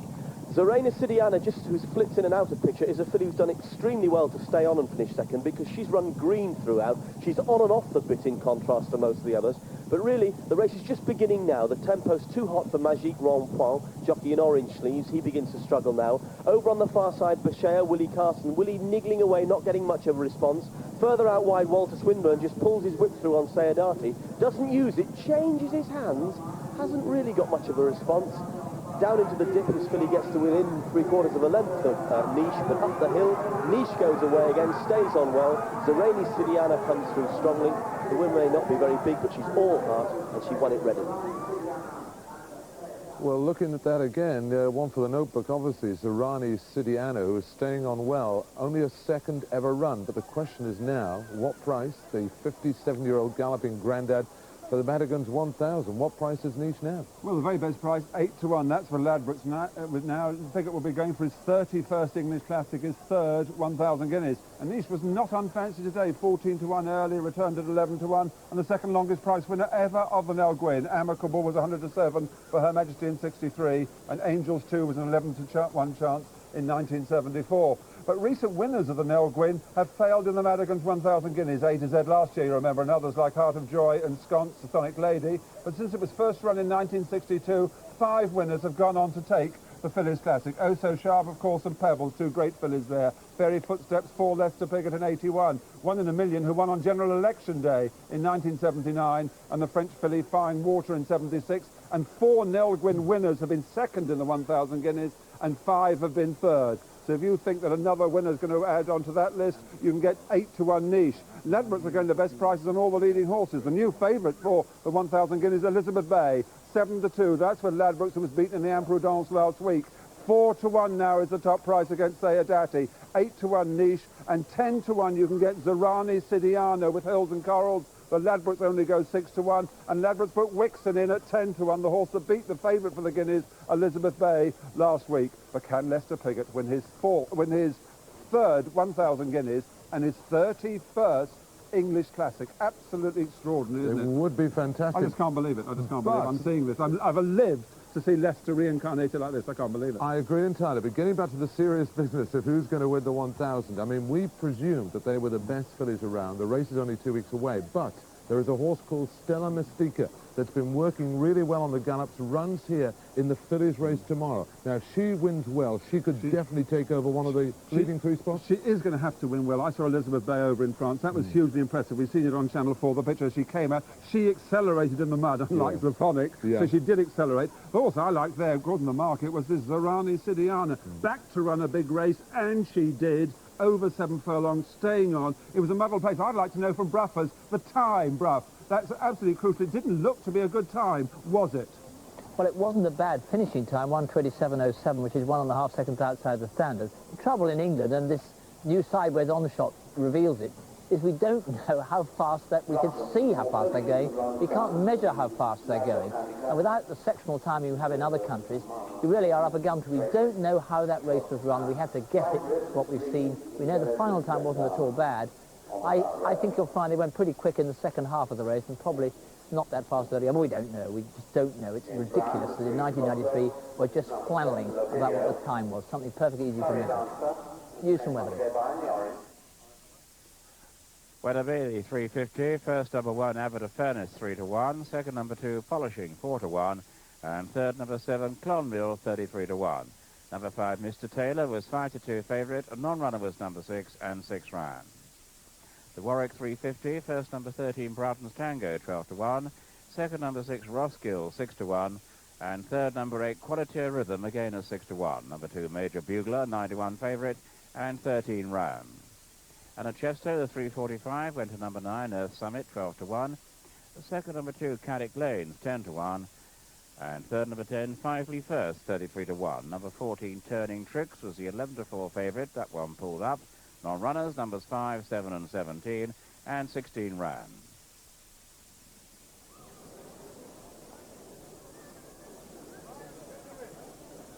And so to our last of the day, of this 3-day meeting, the Ladbroke handicap here, 7,000 plus to the winner. We've got a 10-strong field coming up the mile and a quarter, same distance as the same distance anyway, so it's the Champion Stakes trip, mile and a quarter, straight here, the runners listed by Graham. And the top weight, number 1, Bold Stroke, is drawn to and ridden by Willie Carson. Stalls place on the far side for this race. Number 2, High Premium 9, Kieran Fallon. That horse does look well. Number 3, Coniston Water at 1, Michael Roberts. Number 4, Lockie at 4, David Harrison claims a valuable 3. Number 5, Mahul at 10, Walter Swinburne. Number 6, Surrey Dancer at 8, Bruce Raymond. Number 7, Labilio at 7, Frankie Dettori. 8, Rutland Water at 6, Richard Quinn. 2 pounds overweight there. Number 9, Slight Risk with an eye cover at 5, Gary Barbell. Number 10, Swift Silver at 3, Jim Quinn. And here's High Premium, who comes here lacking nothing in fitness since he won the Lincoln last month. What a pity we didn't all realise that despite a 9-month layoff, he really wasn't at least bit unfit that day too. And at the moment, the far side group appear to me to be just ahead. High Premium, with a furlong and a half to go, leads the Lincoln field from Desire, making good late headway on the far side. 2 Willard Steele on the far side group are a long way in front. Low numbers are going to prevail here in the Lincoln, and it is High Premium and Kieran Fallon who have the lead from Desire, challenging strongly. High Premium is going to get that. High Premium wins the Lincoln. And as we were watching that recording, John Franklin said to me, do I think High Premium will stay? Well, he was ridden as though a mile was a minimum for him that day, and in fact making the running and forcing the issue suited him. He shouldn't have to do that today with possible front runners such as Rutland Water, Slight Risk and Labilio in the field, and added to the fact that he's got a bit of pace, he must be a major contender again, John. Well, he looked as though he just got a second breath about a half a furlong from the end and galloped on really well. And that was an exceptional training performance by anybody's standards to get a horse fit enough to win a Lincoln after such a long layoff. And if you read the story afterwards and read some of the problems that this horse had, then it made it all the more meritable. But particularly well beforehand, High Premium. Tail nicely plaited. There's Rutland Water. And he's been a little bit disappointing over hurdles. I thought he'd really make his mark. And has been disappointing on more than one occasion, but he's not short of ability. He's a lovely looking horse, and I'm sure that we haven't seen the best of him yet. Well, presumably he's had a problem or two, rather like High Premium, because this is his first run on the flat since July 91. He did run over hurdles as recently as the 17th of February at Folkestone, where he forced the issue, but packed it in very quickly and was tailed off at the end of the contest. Just an ordinary race won by Greenwich Bambi. But obviously some punters or connections know something, and market moves for Reg Akehurst trained runners over the last couple of seasons have been ignored at punters' perils. Yeah, you certainly have to go a long way to find a nicer looking horse than this. Not short of ability. Neither is the man reading out the prices for you, John Tyrrell. Thank you very much indeed, John. And Rutland Water easy in the market, 5-1 out from 7-2.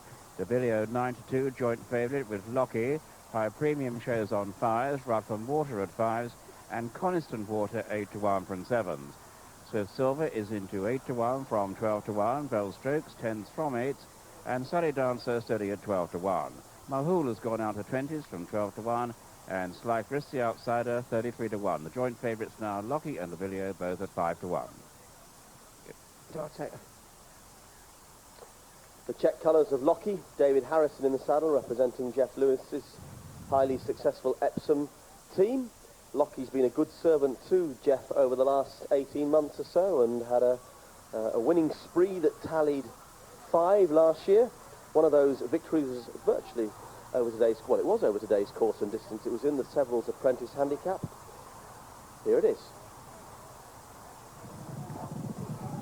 And they race down the dip, just over a furlong to go. And the green cap of Lockie comes to press Alto Jane, and these two striding clear as they race inside the final furlong. And it's Lockie going on from Alto Jane as they race up towards the line. Lockie, Alto Jane finishing fast, Reeves Jumel, but Lockie takes it from Alto Jane. Reeves Jumel into third. A couple of moments ago was actually clear favourite at 9-2 from 11-2, but they're now going 5-1 Lockie as the steamer Rutland Waters at last attracted money. Now it was a 12-1 chance in the offices. They backed it right down there to Burlington Bertie 100-30, put it in here on the course to 7-2, out to 11-2. They've come in now for Rutland Waters, the steamer, on the shoulders, 9-2 favourite. 5-1 against Lockie, high premiums at 5-1, so is Labilio at 5-1. Money for Coniston Water now, from 8-1, from 9-1 Coniston Water, 10 Bold Stroke, and 8-1 Swift Silver at the bottom. And Swift Silver is now 7-1, Swift Silver from 12-1. Good money for that, and for the steamer, Rutland Water. Well, I know John Frankham's keen on Swift Silver. He saw that run at Leicester and put it down as one to be on next time. There appears to be money for it, Johnny. Yep, and it wouldn't be the biggest surprise to see it take a hand in the finish here. Certainly if you fancy Jeff Lewis's horse, Lockie, then this horse has got about a stone in hand and that. Whether he's quite good enough to make the ground up that he's got to on Labilia, I don't know. One we haven't seen, and one that I liked, was the top weight Bold Stroke. Hasn't run for some time, but John Dunlop's horses are all running well at the moment. I think they're all in. Here's Graham. And the pace in the race could come from Mahol, Labilio and or Bold Stroke, so there could be plenty of pace on. Lockie normally comes from off the pace and is dropped out to be last of all early on. Lockie in the check colours, David Harrison. Indeed, Bold Stroke is going up in the pace early on, and Labilio, the green cap in the centre. Racing there in the green eye cover, that slight risk, that's just a length or so off the pace. And now Mahol taking it up on the far rail. So it's Mahol leading from Bold Stroke in second, and then up with the pace is Labilio racing third. Not far behind these high premium, Coniston Water out wide, with Swift Silver just off the pace and Lockie last. Towards the rear at this stage is Surrey Dancer, but it's got a long way to go. And on the left of the picture, Mahol in blue leading. On the right, Bold Stroke with a yellow cap. But it's Mahol and Walter Swinburne blazing the trail by a length or so to the others, with on the stand side Bold Stroke and Swift Silver. Slight risk is bang there. Rutland Water is tucked in off the pace. High premiums there with a chance. Coniston Water, the white sleeve jacket on the right of the pack as they come past the 5 pole. And now it's slight risk in the green eye cover that's leading. The grey on the right, that looked up to the pace of that camera angle, didn't it? Swift Silver, but it's still Mahol that just has the call now. They come down past the 5, and it's Mahol on the far side, rousted along. There's the leader. Rousted along is slight risk. Off the pace, Surrey Dancer in orange picks up high premium. Rutland Water's coming there with a chance. Bold Stroke, Coniston Water. Lockie's green cap, 3 from the right of the picture. That's looking for room now past the bushes. And they're bunching up front still. Mahol, the overall lead from Swift Silver. Here comes Lockie in the green cap, bursts through now. Rutland Water gets a view of the front, but it's Lockie that's taken the initiative with a furlong and a half to go. And Lockie has taken the race by the scruff of the neck. Quick and clear with a furlong to race. Lockie by a length and a half or so to, in second place, Swift Silver. Labilio staying on. Rutland Water could get place, but it's all over by the shouting for Lockie, the leader by a length and a half to 2. Lockie takes it from Swift Silver. Labilio the 1, 2, 3. Rutland Water beats Surrey Dancer and then Bold Stroke. A break to Mahol, who beat Slight Risk, and High Premium, who was disappointing, and last of all was Coniston Water. The result then of this, the Ladbroke Handicap, it's a win for number 4. Lockie in the colours of Mr. Michael H. Watt, trained at Epsom by Jeff Lewis, ridden by David Harrison. Claims a £3 allowance, is 5-1 on this 5-1 winner does David, and he's really riding very well indeed. Second horse home was Swift Silver, the grey just disappearing out of the shot. Steward's Inquiry called here. Third horse home, number 7, Labilio, ridden by Frankie Dettori. But there goes our winner, Lockie and David Harrison. But let's have a look at the head-on here and look at the path that Lockie weaves. Well, as we join issue, Lockie's already joined the leaders, so from here on I don't think there were too many problems. Let's see if there's something else happened behind. On Lockie's inside is Swift Silver, jockey green colours. Lockie just drifting across, so too Swift Silver going back towards Rutland Water. In behind him is Surrey Dancer. Labilio in brown colours is running on again. So, unless something happens late on, one can only assume that... there we go, yes, Rutland Water carried across steadily to the stand rails, had to snatch up and come round again, and that presumably the interference caused by Swift Silver and Jimmy Quinn to Richard Quinn and Rutland Water is what it's all about. It certainly doesn't affect Lockie.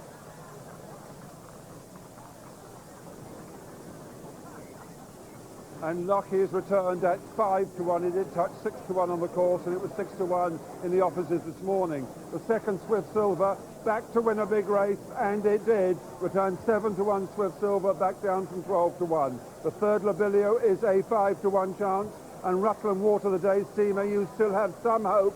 Checked up there with 100 yards to go. Returned the 9-2 favourite, Rutland Water. There is a steward's inquiry into that, but Lockie, the horse withdrawn from the Lincoln because of a mix-up over the new 48-hour declaration. This, of course, was over 10 furlongs. You can't say you would have won the Lincoln, but backers particularly aggrieved now that Lockie's obliged here. First number 4, Lockie, 5-1. Second number 10, Swift Silver, 7-1. And third number 7, Labilio, returned at 5-1. Number 8, Rutland Water, was 92 favourite and 10 rounds. And at Newcastle, the 4 o'clock, won by number 6, Saddam the Log, 7-4 favourite. Second number 2, Distinctive Air, 8-1. And third number 3, Just Bill, 7-2. Non-runner 1, 5 rounds. The sun has come out now to greet the end of the day. It's been a chilly one early on, and a chilly one for favourite backers too.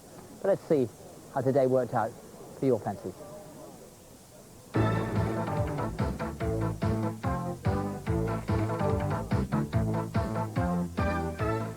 Niche and Leicester Piggott, yet another last hurrah at the end of the show.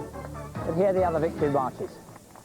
Here on the outside comes Oakmead under John Reed. It looks like a three-horse race now as they pass the two down into the dip. And it's Hallentarn, the white cap, adding over the rail. But Oakmead really sticking on very well indeed. She is on the outside. They're at the lowest point of the track now. Uphill to home with a furlong to go. Oakmead wide of Hallentarn, adding over the rail. They're a long way clear of Airfield, who's picked up nicely. But Oakmead lengthens her stride and goes on by a length or so. Up towards the line, Oakmead takes it comfortably in from Hallentarn in second. Third was added over. They've got two to race now. Matila will resist the force. It looks between these two now. Nafuth is back in third under pressure. Aghar can't quicken. And Matila edging down the centre of the track just takes the initiative as they come inside the final furlong. She's wandering about a bit, but she's going clear now as they race up towards the line. Matila clear by 4 to 5. Resist the force, just tying up a bit inside the final furlong. Won't get placed, but this goes to Matila. Matila is the winner. Aghar is second. Blythe isn't in the picture at the moment, but making ground on the outside of the pack. They're bunching up with a furlong and a half to go. Surprise offer, Artistic Reef. Here comes Blythe on the wide outside of Hammers. Down into the dip, Artistic Reef green. Here comes Blythe. Blue cap on the extreme right with a run. Inside the final furlong, Blythe nosing into the lead. Montandre really rallying on the rail. It's between Blythe and Montandre. Blythe is going to take it by a half to Montandre. And here's how they paid out on today's winners at Newmarket. The 2 o'clock won by number 11 Oakmead at 8-1. The 2:35 went to number 7 Mattia 10-1, and the 3:05 to number 7 Splice at 6-1. The 3:40 was won by number 1 Niche 11-1, and the 4:10, subject to the steward's inquiry, went to number 4 Lockie 5-1.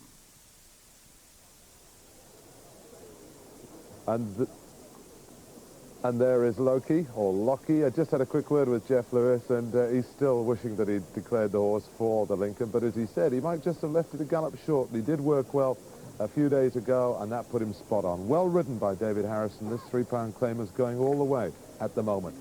Now, have you had a good day, the opening day here at Newmarket? Have you had a good day on the Dial Your Duel competition? This is the one that's taken over from Dial the Distance. What we wanted you to tell us was to pick two horses that would finish in the first three in any order in the Nell Gwynne.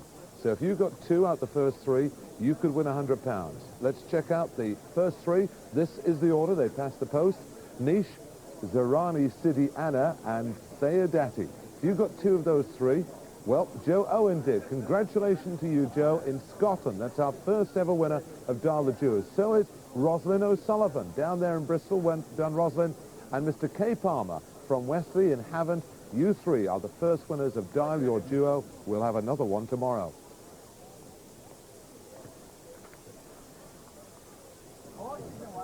Tomorrow, yet again, we're here at Newmarket, 2:30, 4 races live, and of course the early races recorded. And a race meeting where we've got varied numbers of runners. We've got 7 in the first, the Swaffham Rated Stakes, 13 in the Earl of Sefton, 7 in the free handicap, included Silver Wizard from Jeff Lewis's now in-form stable, ridden by Guess Who, Lester Piggott, and finally there's a 13-strong field.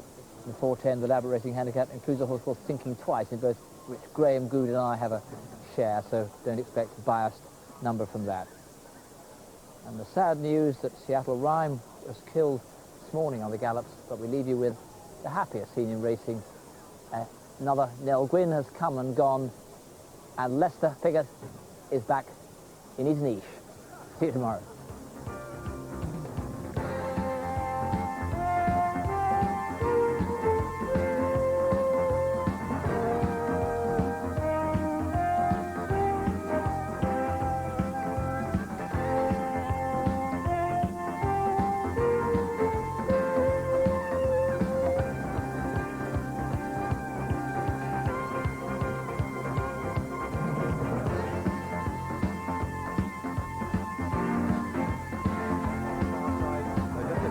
So off the pace now. Exclusively Yours is being left behind. Niche has it.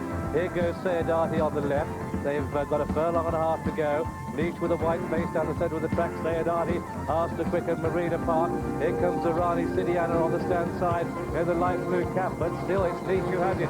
Sayadati the far side, Zarani City Anna, and Niche just finds more. Sayadati looking a bit one pace up towards the line. Leicester makes all on Niche very kindly. Niche the winner, very close to second.